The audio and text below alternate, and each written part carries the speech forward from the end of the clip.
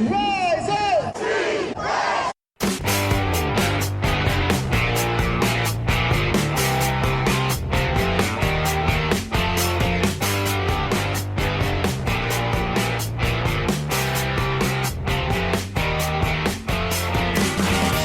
This is the Rise Up See Red podcast, all about the Arizona Cardinals and the NFL, featuring insider and outsider perspectives. Enjoy the best hour of Cardinals talk on the web. Now here are your hosts, Jess Root and Seth Cox.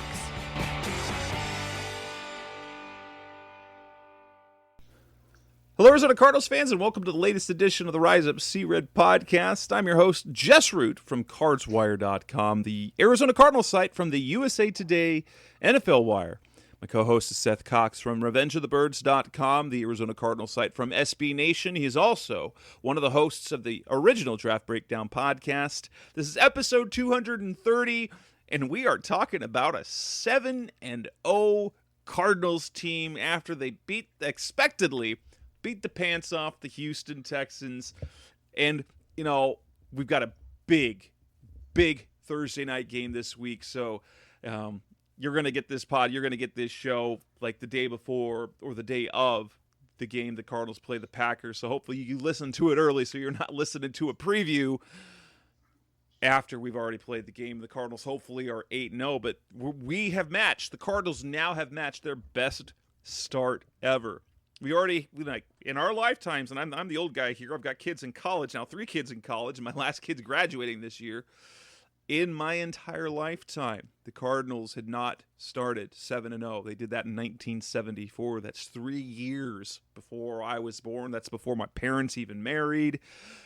Anyway, we were in St. Louis, and I didn't know anything, I didn't know anything about the NFL until kind of like the Cardinals came to town in 1988. And so this is unprecedented. This is the most exciting start to a season Cardinals fans have ever had. And Seth, I mean, what can we do with this good fortune right now? I don't think we know how to handle it. Yeah, it's definitely different than anything we've experienced as fans before. Even as media, we've never experienced anything quite like this in terms of the start. 2015 was kind of like it, but it was different because it was a veteran quarterback. They had they're the same type of vibes, only this time it's Kyler Murray who's emerging instead of Carson Palmer, who's kind of been there and just had a career year. It's just everything's clicking right now. And we were just talking off the air. It doesn't look like this team has any weaknesses at all at the moment. Yeah, and so that just makes it entertaining and fun. You know, and every week you just have to enjoy being able to watch this team play and what they bring every week. And you've gotten different, contributors. You've seen different plays. And more than anything, I think you've got to be excited about what you're seeing for not only the present, but the future and the potential of this to be a team that competes, obviously not at 8-0 or 7-0. Don't want to jinx it. Sorry, at 7-0 every season, but that plays at a high level every year and is, maybe in that conversation with teams like Green Bay and, the Tampa Bays or whoever Tom Brady's playing for, let's be honest, and those organizations, because their quarterback and their coach allow them to be there. And I mean, you can even throw a team in like New Orleans, who I believe is now 4-2 on the season, losing their soon to be Hall of Fame quarterback and but they've got enough pieces in place that it doesn't kill them. And those things are, important. And I think that's the way I'm looking at it. Is I'm very excited about the present and the potential that this is a special season, because I know how fleeting those are in the NFL. Oh my goodness, yes. But I'm also excited because it seems like there's a lot of young talent, and especially that quarterback, he's pretty decent. And, maybe this is, a team that every year in and year out is going to be able to compete at a level like this, where you're saying, hey, they're one of the 3-5 best teams in the NFC. Yeah, it's really, and as we kind of see it, we also, the patience that the Cardinals had with how things started, like, it's the exact opposite what we saw with Steve Wilkes, is that, they looked overmatched at the beginning, and so they hired a guy who, hadn't been great in college. But Cliff Kingsbury, you really, really have to admire how he's coming into his own. And a lot of it comes with winning, but he is coaching his tail off. He's doing great. And he's entering the conversations of, like, McVay was the talk of everything, but let's give Cliff Kingsbury some credit here. He's taken the roster and improved it in every way this year.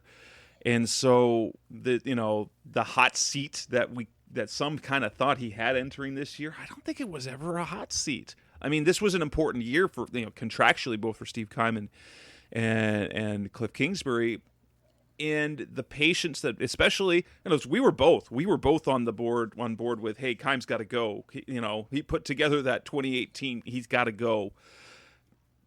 But Bidwill's patience with him, they got the quarterback that looks like they've had two very good drafts the last 2-3 years, that their drafts appear to be promising.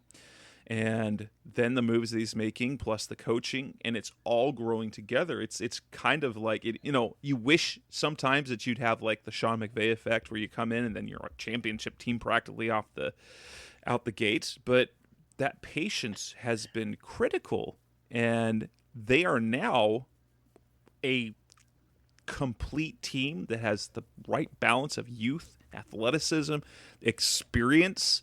Players that aren't over the hill, but are just not quite at the, so they're not over the hill completely, but they're going down. It'll happen probably quickly, but they've got this group this is a roster.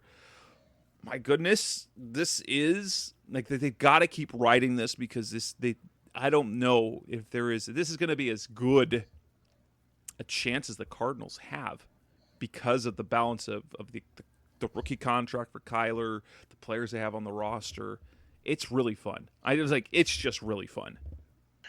Yeah, and you look at it, and I think Vance Joseph kind of hit it on the head today, and I'm paraphrasing because I don't remember his exact quote, but something along the lines of, the maturation in year 3 was important because you don't typically get that long. And to your point, that's what we saw coming into this year, right? Like, people are like, look, it's year 3. This is they got to be a contender, and that mentality I understand, because you see turnarounds in the NFL, like you said, like LA with McVay. You see turnarounds in the NFL year to year, and you go, well, why not my team? But one of the things I think that gets slightly overlooked in those turnarounds, and let's be honest, like, we don't know if that's where the Cardinals are, if they're a 1-year team, or if they're a true prolonged contender. But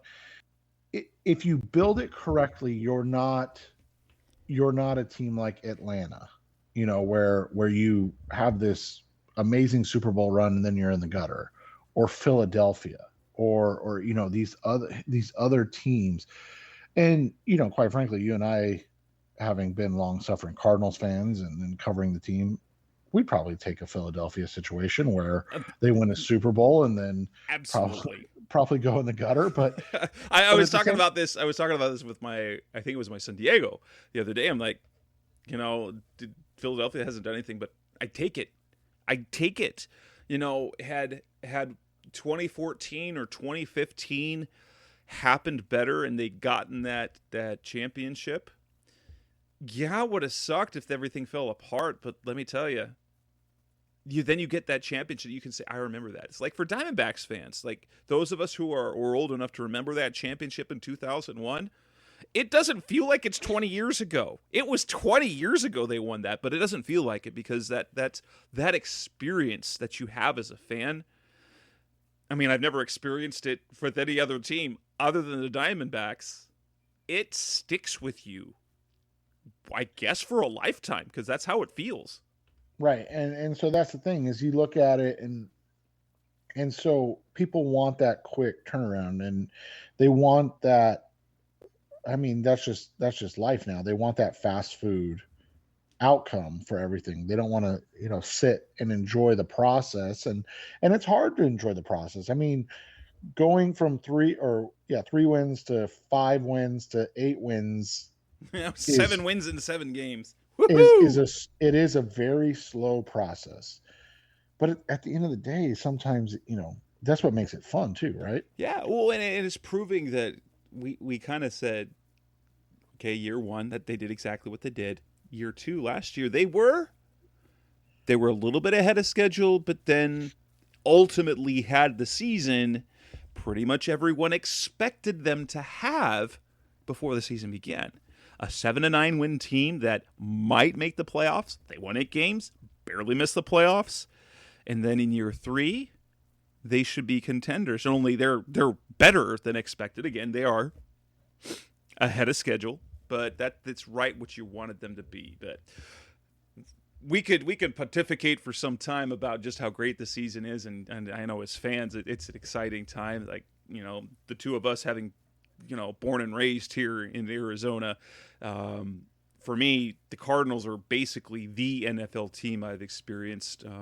My parents were not football fans, and so I watched Super Bowls, and then I fell in love with the Cardinals. Is how that happened. I'm a local guy. I watch all the local teams except for the one team college-wise that's not that local. It's in another part of the state down south. Yeah, NAU is a terrible program.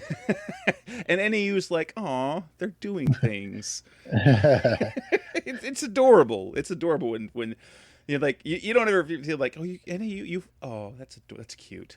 You must go there. You must go there. Anyway, let's go ahead and get started with the topic of the show. We'll start. Let's talk about this.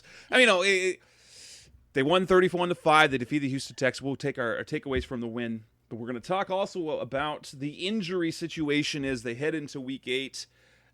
Short week. There's some big names on the injury reports. And then, like the Cardinals had to deal with COVID losses. Green Bay's going through the same thing right now. Will it diminish what we think about a win? And then we will preview the game, matchups, predictions, and all that. So let's go ahead and get started with that. The Cardinals beat the Houston Texans 31-5, although it started a little bit shaky-ish as there was a safety and then there was a field goal. But then after that, the Houston Texans didn't score again the rest of the game. The Cardinals put up 31 unanswered points. They went going away 31-5, and there was really no doubt. It was just the beginning was a little shaky for some reason.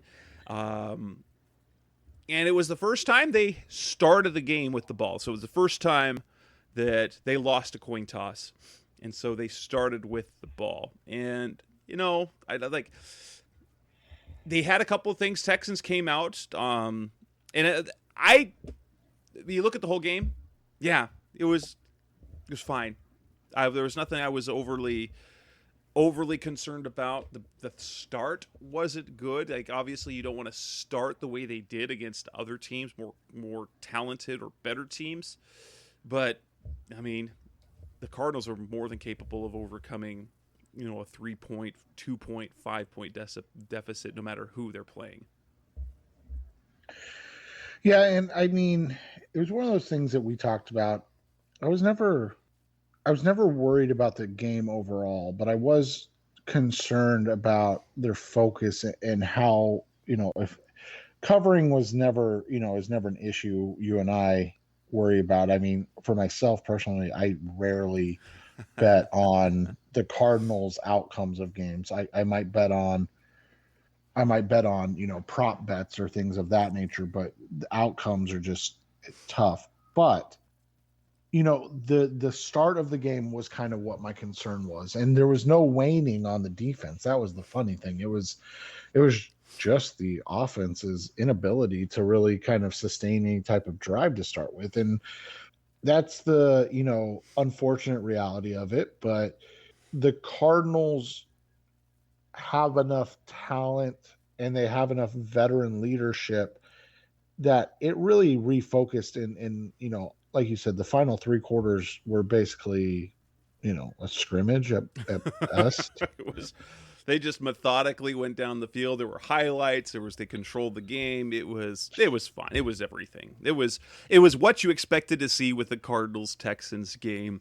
You got the little bit of fight early, and then they rolled over, and the Cardinals continued to be fantastic. I will say this: out of all of, if you look at kind of what happened in the game, I thought there was only one player who had a bad game. One single player, that was Josh Jones. He really struggled in that game, and my son actually made the comments like it's how well he played to start the year, and then he played the one game at right tackle. He went back to guard and he couldn't do anything. I think I will say this: as well as Max Garcia's played at center, I think not having Rodney Hudson there is one reason why Josh Jones struggled a little bit. And young offensive linemen are going to struggle sometimes, and let's be honest, the Texans do have talented players. Malik Collins is not a nobody. He's big, he's athletic, and they just turned a bad team. So he's going to go through that, and the Cardinals do that going. They said he's going to have. This is first time really ever playing guard. He's going to have growing pains. That said, when you look at it, I thought he was the only one who had a bad game on that team. Yeah, and I think there's two things to it. I think one, you hit on the first one. It's hard for I know he's not a rookie, but basically a guy in his rookie season to come out and start at one position with a veteran, or actually two veterans next to you, right? I mean, you got Rodney Hudson on one side, Kelvin Beachum on the other.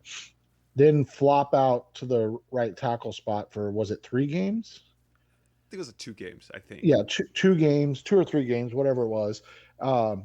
And then have to go back inside, and now you lose, that veteran that was kind of helping you along the way. And so the struggles the last 2 games, I'm not really surprised about. I'm not. It's a long season. It's his first season as a starter in the NFL, and he's been tasked with playing 2 positions with 2 different guys, manning the position next to him, which is, as we've seen, can make a huge difference on the team. We talked about getting, and you hate to say this, but getting, out from Mason Cole and getting a Rodney Hudson, and wow, how different it is, right? Well, it's very interesting because they changed. Like, not only did they went a completely different philosophy with the center position. Because if you look at the guys that they drafted over the last few years, they drafted Evan Boehm, then they drafted Mason Cole, and then they drafted Lamont Gilliard. And then they completely changed, and they said, we want someone up front who is big and physical, Rodney Hudson, and then they moved Max Garcia to center full time, even though he hadn't really played center in the pros. And 2 big, strong guys. And they completely changed how they approached the center position, which is kind of fun to see.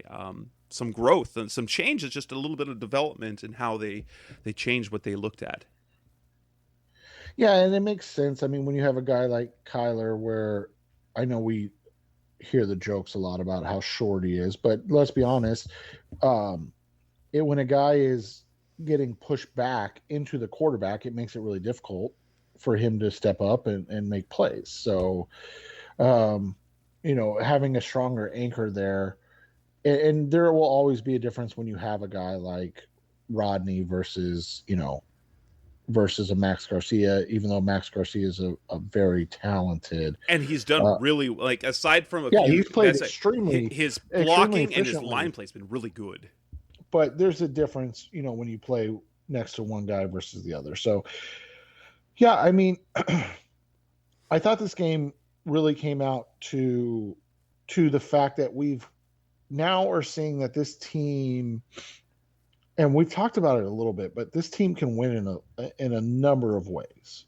And we've seen them win a big game over the Rams, where they just go out and flat out just dominate a team that everybody says is the top Super Bowl contending team in the NFL after they beat the Tampa Bay Buccaneers. And then you see them go into Cleveland with some adversity and just flat out dominate that team, right?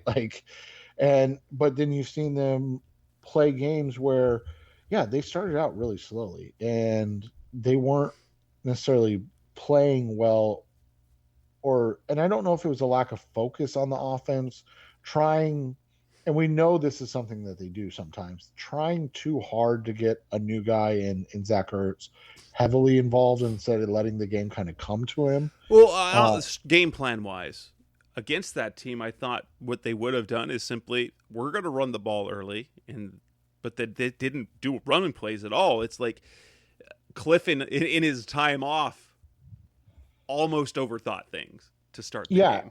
And I think that's a good way to put it. Like, they came out, I think, getting Cliff back, adding Zach Ertz, and they were like, hey, let's make a statement instead of letting the game kind of come to them and getting out there early and getting ahead early. And so you have that, and they end up like we said, the last 3 quarters just throttling a team just to the point where it was like hot knife through butter for the rest of the game, pretty much.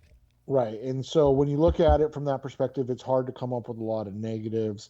In fact, I think the big negatives were we just didn't get to see enough of, DeAndre Hopkins and J.J. Watt. Exactly. Because they were beating them so bad. They're like, well, we don't have to play these guys as much. Yeah, it was great to see.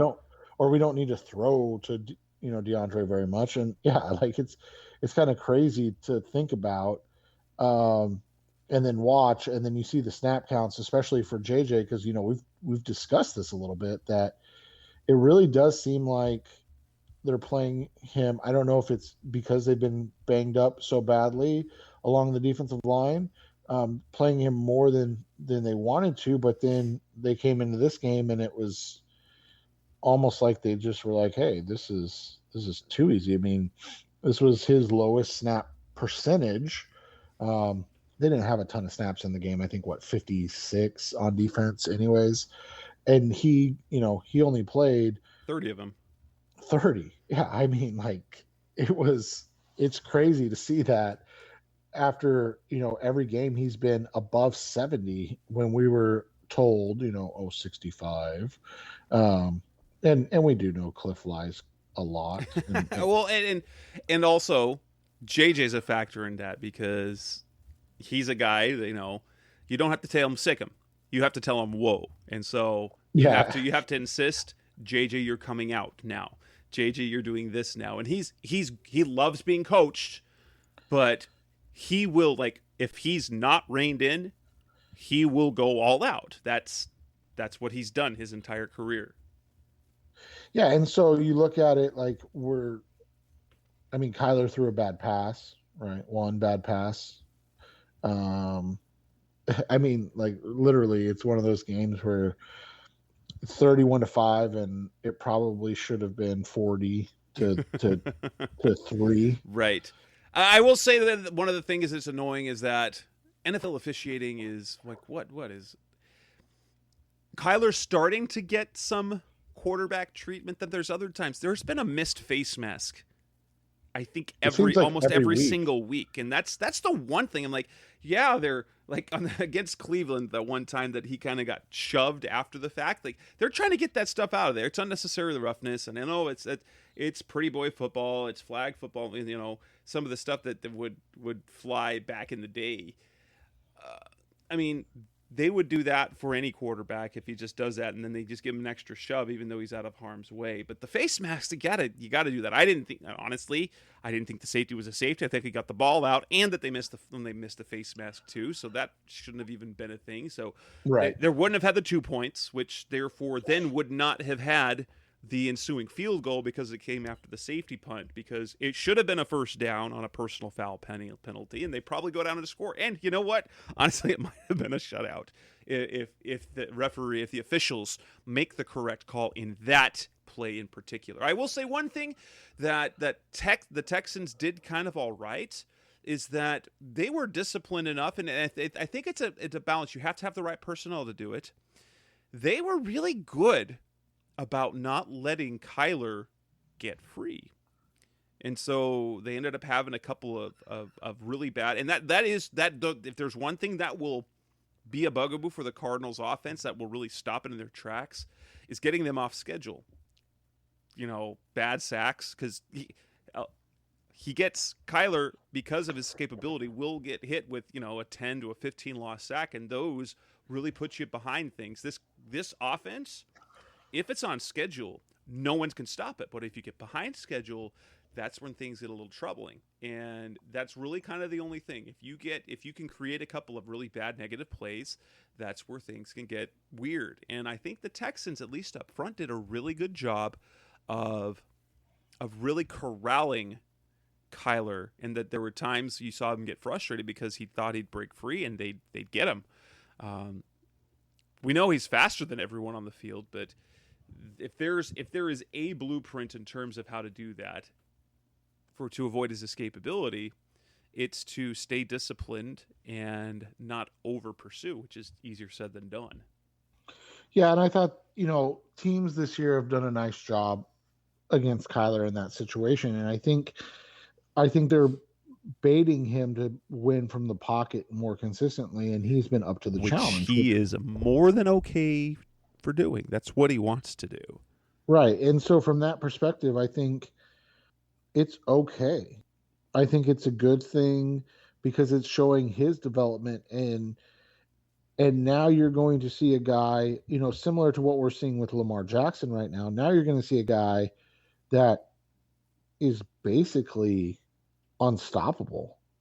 And if you're having to play him straight up and traditionally, then we know he can beat you with his legs. If you're having to play him like they are right now, where they're trying to contain him in the pocket and force him to make plays from the pocket, well, again, he's been doing that more consistently and recently. So it's hard to say what's the best way to beat him. And right now, I don't know what the answer is, because he hasn't given you that answer yet this year. Yeah, it's really impressive offensively, because the Cardinals they're averaging 136. I think it's I think it's 115 rushing yards a year. So they're up there in rushing. But this year, they're averaging 115 yards a game or whatever, and Kyler Murray is accounting for 18 of those yards per game. He's almost been non-existent in the run game, except for those, he had those early touchdowns, but they weren't from very far out. They're getting really good rushing production just from their running backs, and which is perfect. It's perfect. Then it becomes where his running can be simply a luxury. But there was so much to like. He had some incredible throws. I'm continue to be impressed with their ability in end of game and end of half scenarios, that they do them almost perfectly. They manage the end of half really well. Doesn't matter whether they're trying to use up all the clock or they're in hurry up. At the end of the half, it seems like every game they put themselves in the position for points. And then at the end of game as well, they're just able to mow down clock. And when teams know they're going to run the ball, they still run the ball and run the ball successfully. And so they mow down clock. And so they're winning basically their game management. And this is a testament to Cliff as a coach. Their game management has been great. So they speed it up when they need to, and they can slow it down and grind it out. They're kind of doing everything well. Yeah, and that's, the two things that we've seen is that their defense is giving them an opportunity to make plays on offense, and then the offense is taking advantage of those before the half, as you said. And now they have I think one of the underrated aspects of this season, because they have been winning by a lot, is how well Matt Prater's has been playing. And, it's changed things because and I know the 7-yarder didn't go in, or 68-yarder, whatever it was. But when you go back, when you have a guy that you say, hey, we just got to get to the 50, basically 50, the 45, basically the 45, the 45. Sorry, the 45, and we'll have a shot. And that's a tough offense to stop, because you're just talking about 30 yards. I mean, you just have to get 30 yards, and you can do that in 2 plays in this offense with all the receiving weapons they have. And so I think all of that has made them a more complete offense, and an offense that's harder and harder to stop. Yeah, absolutely. Coming next on the Rise Up See Red podcast, the best hour of Cardinals talk on the web. Let's come back and talk about the injury scenario. So the Cardinals have some big names on the injury report, including a player that's not necessarily a big name, but super important right now. Let's talk about it next on Rise Up See Red. We're back on the Rise Up See Red podcast, the best hour of Cardinals talk on the web. The Cardinals preparing for the Green Bay Packers this week in Week 8. They play Thursday night, and so their injury report began on Monday. And some notable names on it. One, Kyler Murray is on there with a right finger injury, and he's full, so there's no need to worry about in terms of missing time. But J.J. Watt's on there with the shoulder. DeAndre Hopkins with the hamstring. I'm not worried about DeAndre Hopkins so much. And then the one eye-opener, Max Garcia missing 2 days of practice thus far with an Achilles injury when they don't have Rodney Hudson, because if Max Garcia is not starting at center, you've got a dude named Harlow. I was going to say it's Harlow, right? Yeah. He got the last 5 snaps in the game. Yeah, so he's got a little bit of reps, and when he came in for Pugh again in Jacksonville, he played really well, but I didn't know he played center. I knew he was a guard. I didn't know he could play center, and he is apparently their backup center now.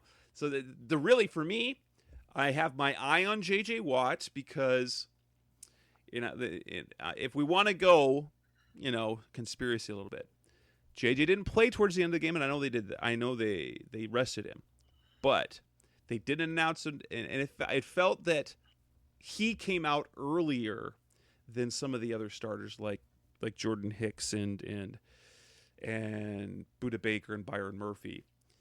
But they didn't report anything, so they didn't say he had a shoulder injury, question return, so they didn't make an announcement. But when it showed up on the injury report, I was like, well, maybe he came out partially because of that.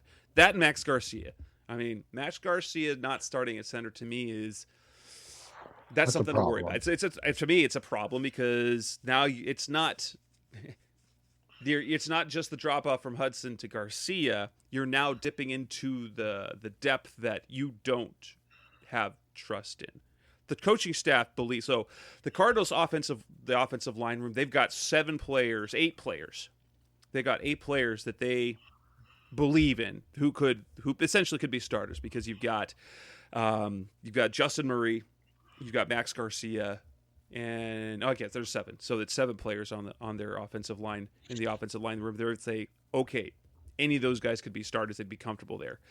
But now you don't have Rodney Hudson, you don't have Justin Murray, and if Max Garcia goes down, now you're dipping into the players. You're like, well, I hope he holds up.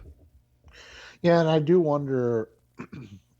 I think we'll know more if they activate or elevate Michael Manette, right? Because isn't he back on the practice squad? I think he got bumped, though. They brought in, so maybe they're not that concerned, because Marcus Henry, a center who was on their practice squad earlier this year and was in training camp, he came in for a visit on Monday, but did not sign. So okay. I'm pretty sure Manette is no longer on the roster. I think that one was short-lived, if I recall. But yeah, let me check that roster. 98% sure he was cut about a week after he came back. Practice squad. No Manette. Nope. Okay. So they have no center on the practice squad right now. Would appear that way. Yeah, and they've already Zach Johnson's a tackle, isn't he? Yeah, and they've already brought in guys this week, so I would guess that means that they're comfortable with Garcia. They knew. So basically, he's hurt enough that you're like, okay, He's not going to practice. He's not. Yeah. We're not going to practice Monday, Tuesday, but Wednesday he'll probably be limited and be good to go. Kind of like they've handled. It's kind of like how they've handled Kelvin Beachum the last 2 weeks. Kind of like how they handled Justin Pugh for a couple of weeks as well. Is that he's on the injury report and it looks bad, but they're just okay. Yeah, we know you're going to play, so we know you're going to play because you're not going to practice for 2 days. Yeah, and so the Watt one is going to be interesting to see where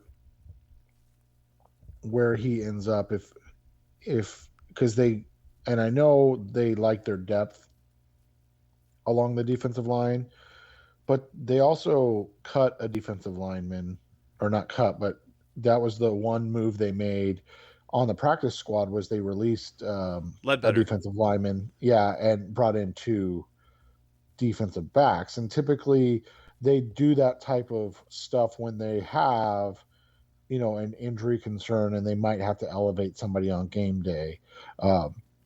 So again, I mean, we're just reading between the lines of what they typically do, right?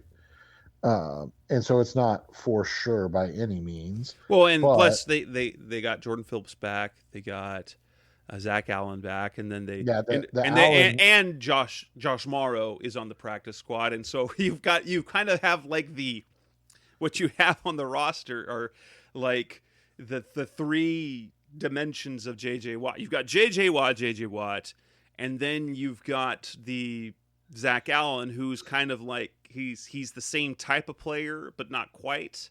And then you've got Josh Morrow, who's the store-bought brand version of Zach Allen, who's kind of the store-bought brand version of JJ Watt. Okay. Correct. Yeah. So it'll be interesting to see where this plays out this week. But yeah, I mean, injuries are always a concern. It's the biggest concern we've had about this team all year, right? I mean, between Robert Alford and JJ and then on offense, we weren't concerned about Rodney Hudson because I don't think he'd miss a game in his career with the Raiders. But we were worried about the depth of the offensive line in general. And so now, as attrition happens throughout the season, you're getting into that. And I think that's where you're going to define how good this team really is. Absolutely. Coming next on the Rise of C Red podcast, the best of our Cardinals talk on the web. The Cardinals went through it. Now the Packers are going through it. Cardinals lost key players and coaches to COVID protocols. Now the Packers are doing it. Let's talk about what that means for the significance of that game. That's coming next on Rise of C Red. We're back on the Rise of C Red podcast, the best of our Cardinals talk on the web. Cardinals are starting to get their players back. So they got their head coach back. Cliff Kingsbury was back in the building on Sunday. He was able to coach the game. Cam Turner came back. I'm assuming Steve Keim is back by this point. Chandler Jones has come off the COVID list. So has Zach Allen. All that's left is Corey Peters. And so they're basically at full strength again. They dealt with 2 games without Chandler. They dealt with a game without two games without Zach Allen. They dealt with a game without Cliff Kingsbury. But now the Packers have had it happen to them. Defensive coordinator Joe Barry out with COVID. Devontae Adams hit the COVID list on Monday, making it highly unlikely that he is available to play on Thursday night.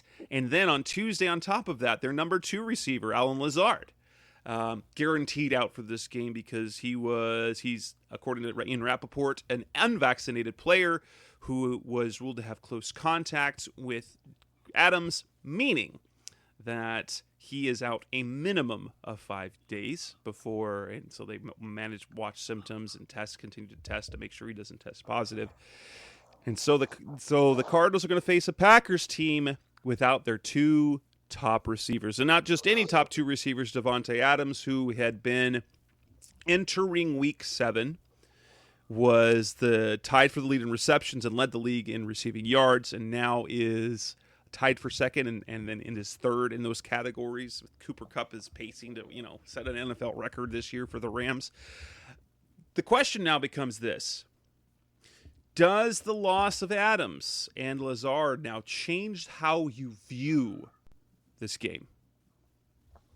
It doesn't for me, just because that's the way the NFL works, and each week is its own thing, and each week is its own entity. And the Cardinals have had, to your point, had to deal with issues. Chandler Jones out, being without Zach Allen and Chandler Jones in the same game against the Cleveland Browns, right? I mean, the Houston Texans, whatever, but the Cleveland Browns. And then the fact that, it is their top 2 receivers, and they're already missing, their real number 2 receiver in is it Marquez Valdez-Scantling or Marquez, I think that's Scantling Valdez. Well, that other guy. Yeah, and he, he's been out, and so it's just the attrition of the season, and it's the unfortunate reality of where we're at now with COVID just being kind of an X factor in some games, right? Yeah, and I will say this,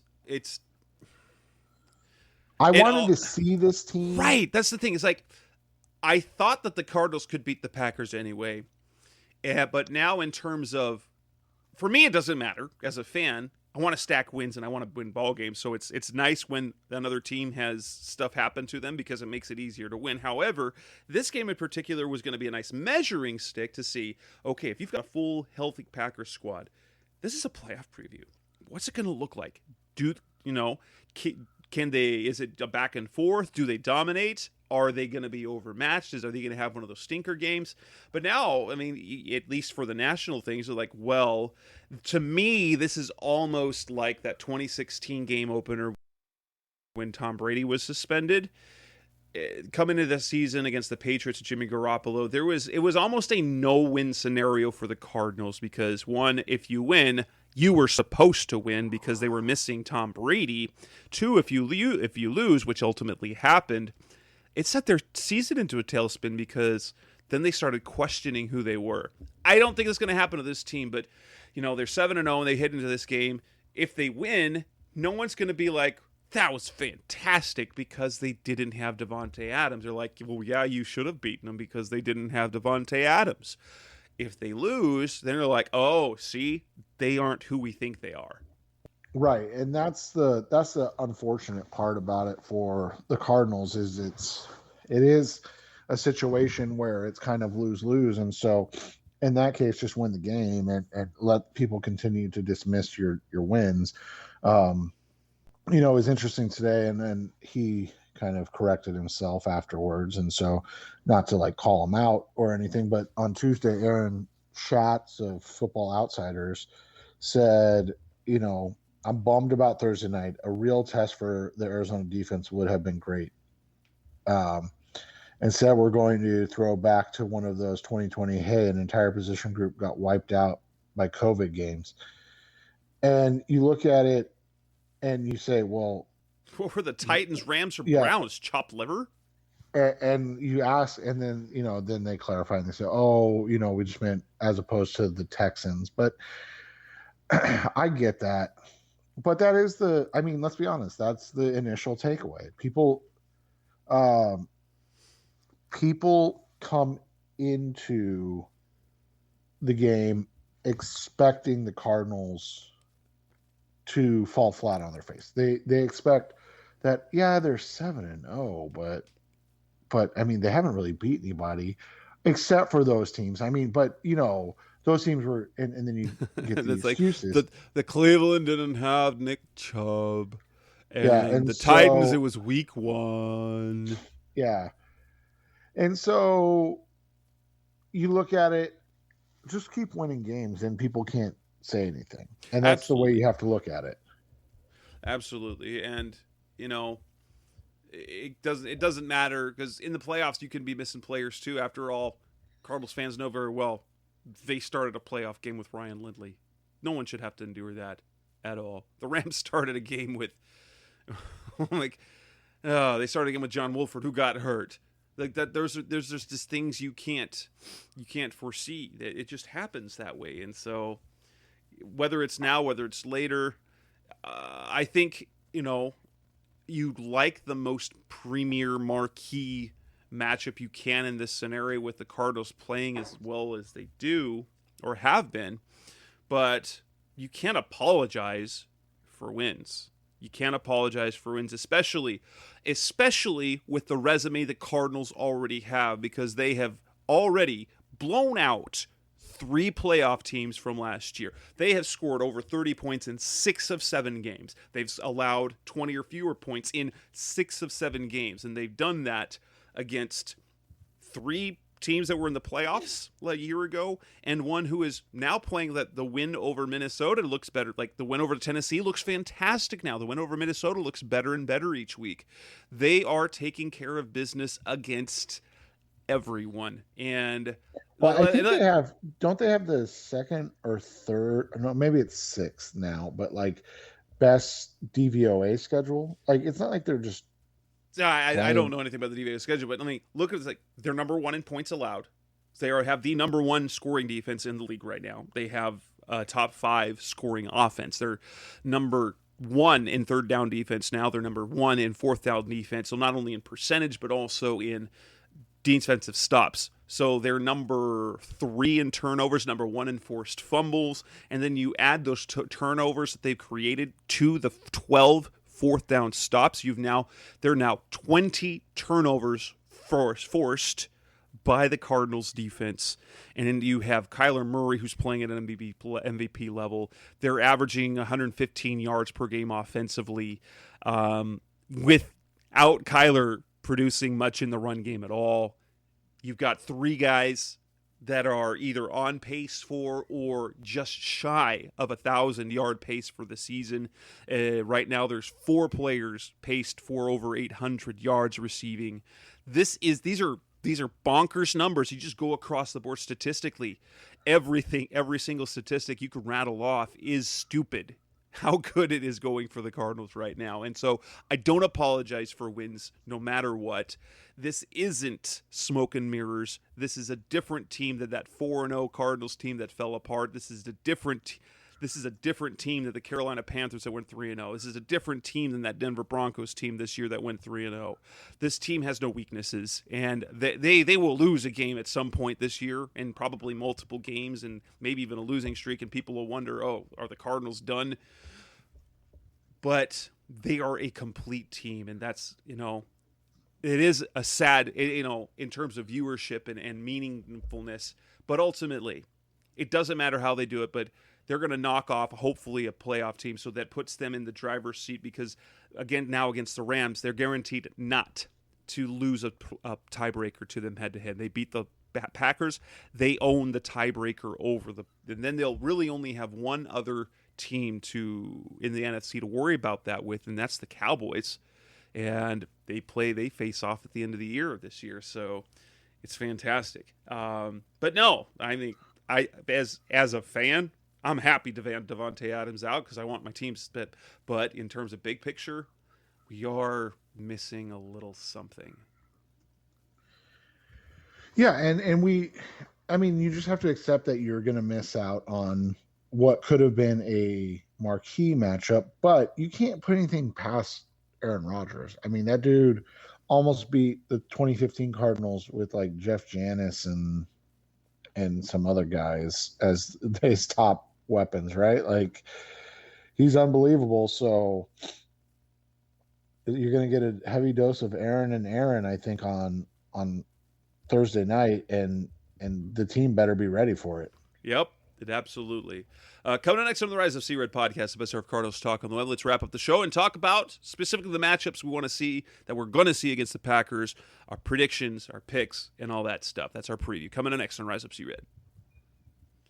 We're back on the Rise Up Sea Red podcast, the best of Cardinals talk on the web. The Cardinals host the Green Bay Packers on Thursday night at State Farm Stadium in front of the entire nation, as it is the nationally televised game. What matchups? Oh, first off, we are being robbed a couple of important matchups. We already know the Devontae Adams, Byron Murphy, and Marco Wilson against Devontae Adams, but David Bakhtiari not expected to be back yet, and Chandler Jones returns. And so we do have. Actually, I'm super intrigued by both the edge matchups because you've got Chandler Jones against Elgin Jenkins, and then on the other side you've got Marcus Golden, who's got 4 sacks in his last 2 games, now leads the team in 6 overall, going against Billy Turner. Golden is playing fantastically, and to think that dude signed for 2 years and $5 million total, I am just floored at that contract compared to what the production he's getting, because guess what? We knew this is exactly the type of production we were going to get from Marcus Golden, right? Yeah, and he's your prototype, edge 2 type of player, and being able to be the kind of third best pass rusher on this defense has made him even better. And while he's been more of the, edge 2 or pass rusher 2 most of the season because of of Chandler Jones missing some time, he's really stepped up. And I think, this is clearly advantage Arizona, even if JJ is limited or out, because those edge positions are tough. Elgin Jenkins is a fantastic interior offensive lineman, but man, he's been having to move around quite a bit, and it makes it tough, right? to have to come out and try to defend or try to stop Chandler Jones and protect Aaron Rodgers. Rodgers is fantastic, though, we know, as from an escape standpoint. So when you look at that, it'll be interesting to see how he plays overall, but I think this is a big advantage for the Cardinals. The one concern, or the biggest concern you have, is if JJ is out. That lessens your rotations, obviously, but it also gives you a little pause when it comes to stopping Aaron Jones, because you haven't seen a lot of Jordan Phillips yet, and we've talked about before, his strength isn't really ever been as a run stopper. And JJ's played very well this year against the run, as well as being a pass rusher, and so that becomes more of a concern this week for me, because you have to imagine Aaron Jones and AJ Dillon are going to be getting a bulk of the carries, right? You'd think so, but if the Cardinals get a lead, yeah, and that's been the best, and not that they're playing poorly against the run. They've had some issues, but that's their best defense. That's their best run defense, is their offense, right? And so that's what you look at overall, and I just think that with the matchup as it is, without Devontae Adams, without Alan Lazard, and Marquez Valdez-Scantling still out, this is a really good opportunity for the Arizona Cardinals once again to kind of assert themselves as the better team. Full health, head-to-head, that includes David Bakhtiari back. I think this is a fantastic game. I think it's a game that is a coin flip. But the way they come into this game, and the betting line agrees with it. The Cardinals opened at 4-point favorites, and they're at 6.5 as of this recording, which is Tuesday night. A 2.5-point move in basically 24 hours is a lot for those that don't do gambling. That's basically a field goal move, and that's how much Devontae Adams, the difference of having a Devontae and not having Devontae in the lineup. Yeah, and so there's there's a lot of expectation that the Cardinals are going to be able to control this game, as Jess said, because the other thing that we, haven't mentioned, and that's because they're really freaking good at it now, is tight ends. And Robert Tonyan was going to be an issue, right? Coming into the season, it was one of those matchups to watch, a guy that had played, extremely well, that really burst onto the scene. And now you look at it, and the Cardinals defense is just completely dominating tight ends. Yeah, here's the stat that I ran across on Twitter. It's they haven't allowed more. They've allowed fewer than 20 yards to tight ends, to any tight end, in 5 of their 7 games, and they haven't allowed more than 40 in a game. And I think that right there, Isaiah Simmons' effect is right there, because of his ability to play. And I'll say this: Isaiah Simmons is having a fantastic season, even though he does not have fantastic numbers. What he does for this defense is really, and I haven't loved the way they've used him, because they use him a lot on the edge right now, especially with Chandler out. But you can't argue the results. His role is super important to this defense, and he's doing a really good job in every single role he's being asked to play. Yeah, and that's all you can really ask from him. And again, I've said I don't think it's always fair, right, for him to have to do so much. And so now you look at it, and he's answering the bell. His weak spot is still when he's kind of inside playing as a true linebacker, right? But that's just because that's all reps. I mean, at the end of the day, to be a really good linebacker, you have to see a lot of, or inside linebackers, you have to see a lot of plays. You have to read a lot of defenses, and you have to become instinctual attacking downhill. And the fact that Isaiah Simmons is a great player at everything else he's being asked to do, and an above average linebacker, I think that's a huge win for the Cardinals defense this year.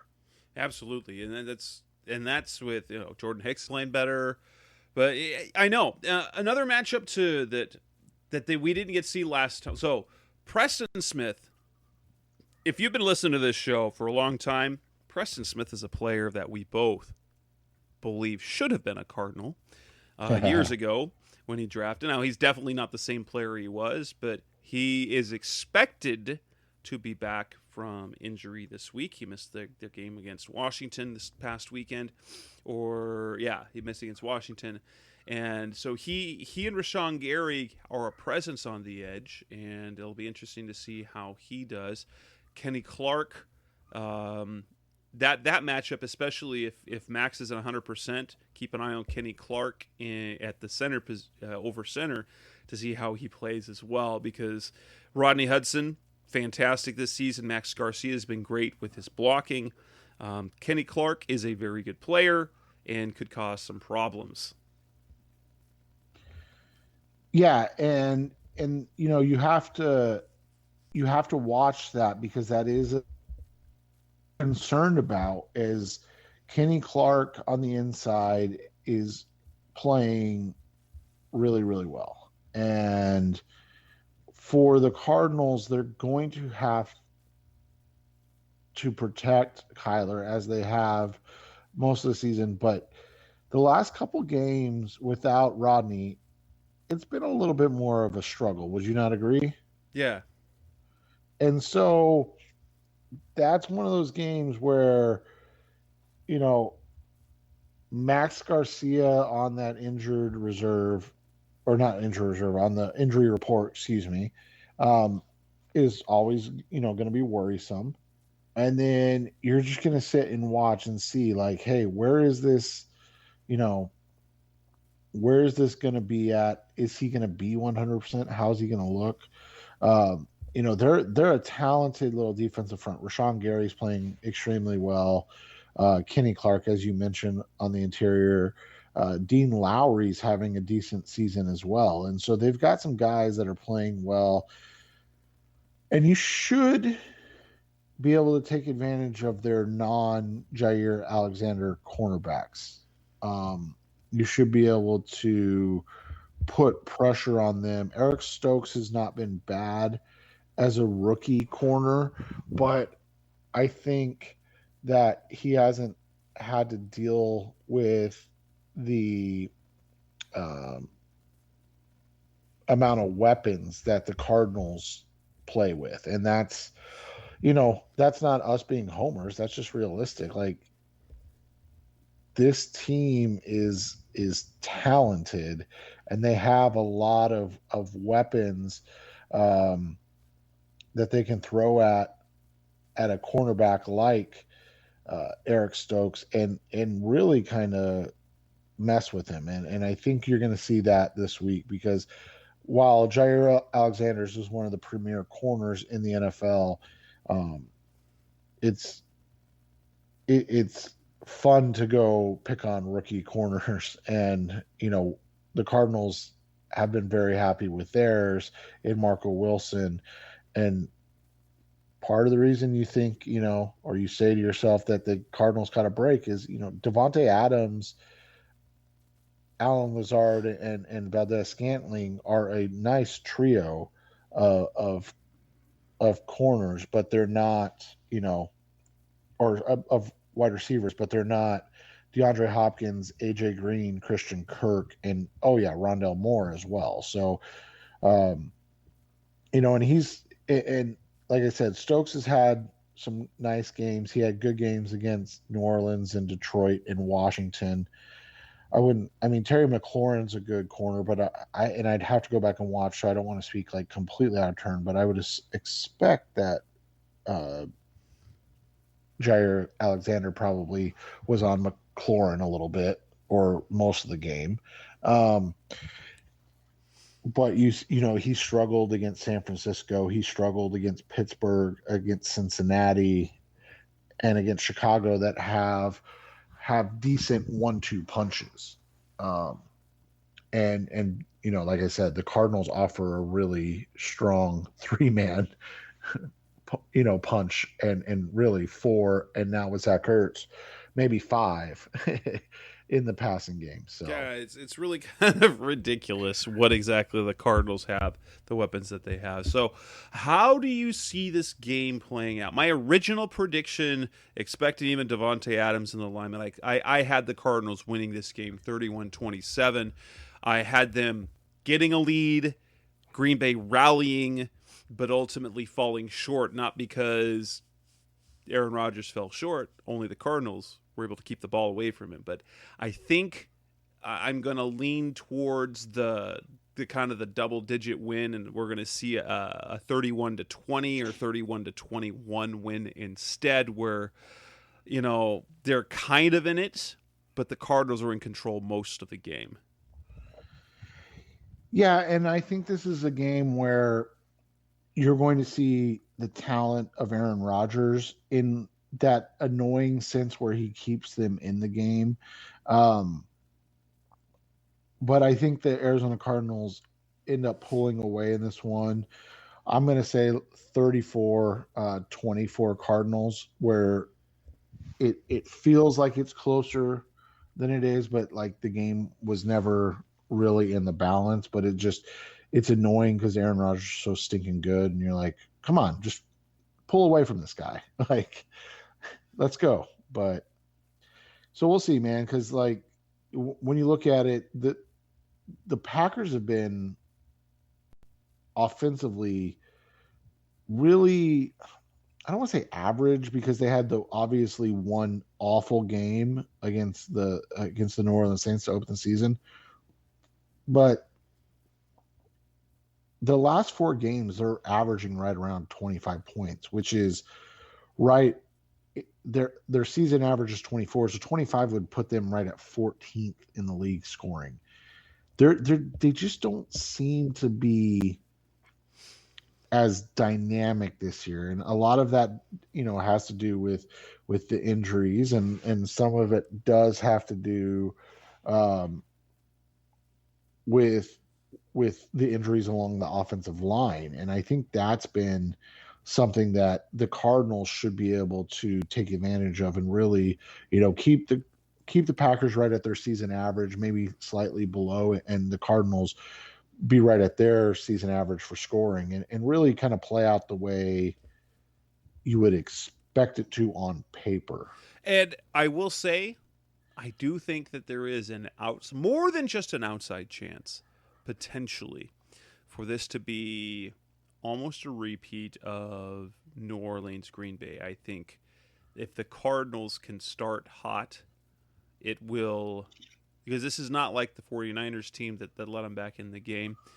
Because of how good the Cardinals defense, I'm not going to predict that'll happen, but honestly, I wouldn't be surprised in this particular scenario if things got off the rails a little bit for the Packers.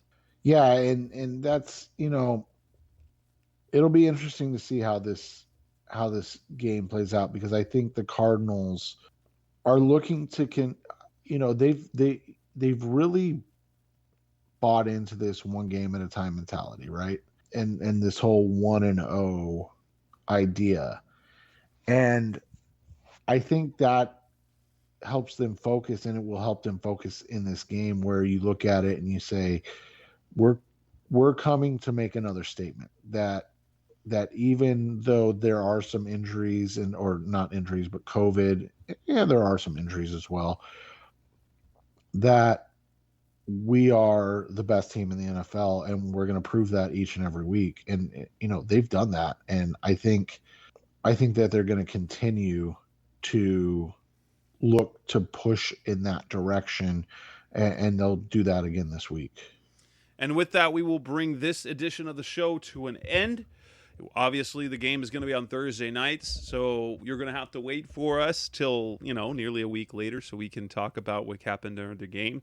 Unless something is vitally, important, we have to do something before then. But hopefully in a week from now, we are talking about an 8-0 Cardinals team who then go on the road to face the San Francisco 49ers for the second and final time this year. So on behalf of the Rise of Sea Red podcast, that's Seth Cox. I'm Jess Root. Thanks for listening as always. Go Cardinals, and we'll be back on the air again next week. Thanks for listening to the latest edition of the Rise Up Sea Red podcast. Listen to previous episodes and subscribe to the show on Apple Podcasts, Stitcher Radio, Audioboom, or many other podcast platforms so shows are delivered directly to your mobile device. Please give the show a 5-star rating and always support the sponsors who support the show. We'll be back soon for the best hour of Cardinals talk on the web. Rise up, Red Sea, be Red Sea Red, and of course, Rise up, Sea Red.